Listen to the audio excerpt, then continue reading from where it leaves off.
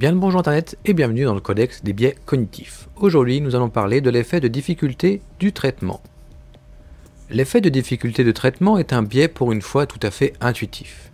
Il nous dit qu'une information qui nécessite plus de temps, plus d'énergie à lire, à analyser et à comprendre sera plus facilement retenue, assimilée et mémorisée.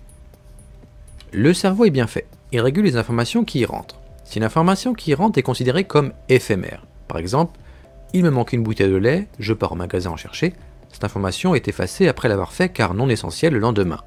On utilise pour cela la mémoire à court terme ou la mémoire de travail. Pour les informations que l'on doit garder plus longtemps dans notre tête, nous utilisons la mémoire à long terme. Il y a la mémoire explicite, qui est une mémoire consciente qui comprend la mémoire épisodique, qui est une mémoire des événements particuliers et datés, mémoire temporospatiale, qui nous ont marqués personnellement, et la mémoire sémantique, la mémoire conceptuelle, mémoire encyclopédique, qui gère toutes les connaissances acquises sur le monde pour pouvoir les utiliser en temps opportun. Et dans ce biais, on parle ici de cette mémoire.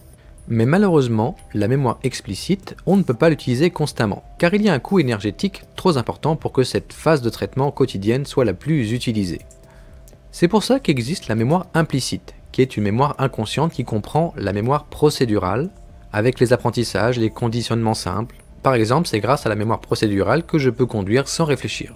Enfin, un petit peu quand même. Mais pour passer les vitesses, c'est automatique. Est-ce que vous vous rappelez d'un poème que vous avez appris durant l'école primaire? Maître Corbeau, sur un arbre perché, tenait dans son bec un fromage. Maître Renard, par l'odeur alléchée, lui tint à peu près ce langage. « Eh bonjour, monsieur le corbeau, que vous êtes joli, que vous me sentez beau. » Ou alors votre chanson préférée, à force de l'entendre, vous la connaissez par cœur. À la radio, il y a un poussin, il fait piou, piou, piou. C'est à force d'avoir lu et relu, de l'avoir récité, que vous maintenant connaissez par cœur, et pour bien longtemps. En conclusion, je suis prêt à casser un mythe, et il est celui-ci.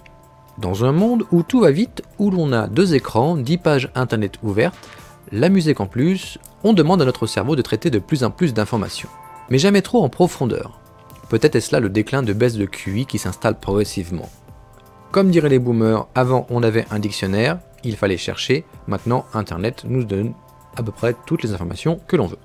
Actuellement on se rend compte de plus en plus qu'il est bon de pouvoir traiter une information une par une si l'on veut pouvoir ancrer cette information dans le cerveau et développer cet effet de difficulté du traitement.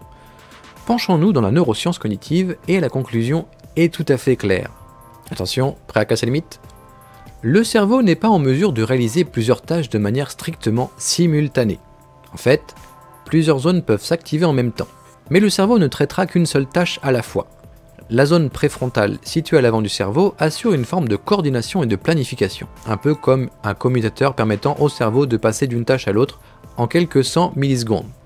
Il faut retenir que notre cerveau ne peut pas traiter simultanément plusieurs tâches à la fois. Travaillez votre mémoire de façon organisée. Par exemple, si comme moi vous êtes adepte de la perte de clés de voiture dans votre maison, c'est une étourderie due au manque d'attention mnésique de la tâche effectuée, il suffira de verbaliser la tâche que l'on fait pour traiter l'information plus loin que le geste automatique. Attention, je mets mes clés sur mon frigo. Le fait de verbaliser, vous risquerez de passer peut-être pour une personne bizarre, mais au moins vous trouverez vos clés assez rapidement.